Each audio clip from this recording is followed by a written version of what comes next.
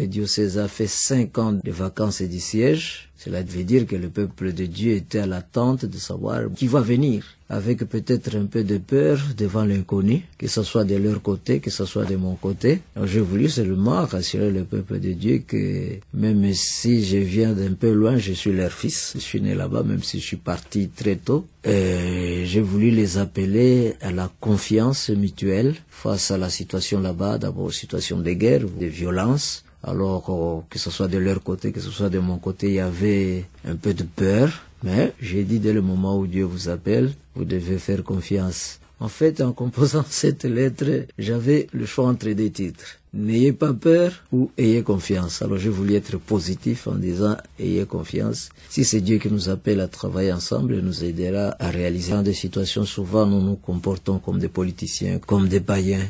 Moi, je voulais appeler tout le monde à mettre tout cela entre les mains de Dieu et j'espère que c'est dans ce sens que tout se passera bien. Le 8 décembre, c'est expressément que la date a été choisie parce que pour moi, toute ma vie, j'aimais la Vierge Sainte, la Vierge, c'est-à-dire la mère de notre Seigneur Jésus-Christ. C'est comme ça que j'ai choisi, en concertation avec les autres, notamment mon archevêque, le cardinal qui m'a installé, en collaboration avec notre grand frère Monseigneur Maloye, l'archevêque de Bukavu, en collaboration aussi avec l'annonciature de Kinshasa. On peut dire qu'il y a eu 2 motifs. D'abord, symboliquement, j'ai voulu participer à l'audience, écouter le pape, le voir et prier justement pour la mission qui nous est confiée. Une sorte de ressourcement. De ressourcement, voilà. Oui, deuxième motif, j'ai voulu rencontrer le prêtre d'Ouvira.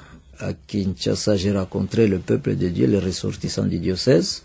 Je suis passé à Bruxelles, j'ai dit la messe avec les ressortissants du diocèse. J'ai rencontré quelques prêtres, mais tous ceux qui sont en Europe ont voulu se retrouver ici à Rome, où je me suis entretenu avec chacun individuellement et tous d'une manière collective pour préparer vraiment le travail. Il fallait qu'on échange. J'ajouterai un 3e motif. Je réside dans la communauté Saint-Egidio. Je suis venu aussi pour solliciter le concours de cette communauté qui s'est investie dans la recherche de paix dans le monde pour qu'il nous aide par des sessions auprès des prêtres, auprès des laïcs, même auprès des communautés pour que nous travaillions afin que la paix revienne.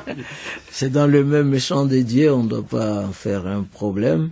Le mot de la fin, c'est celui que j'ai mis aussi dans mon discours, mon message au prêtre que j'ai rencontré hier.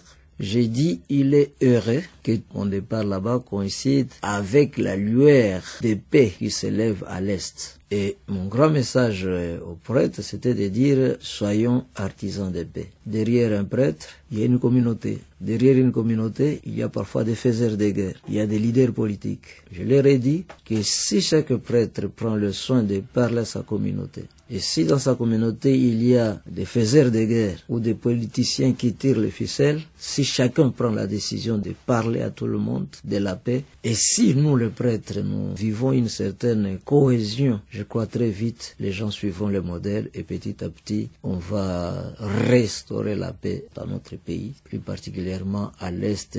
Et moi je compte apporter ce que je peux apporter dans ce sens-là, dans la région des Grands Lacs.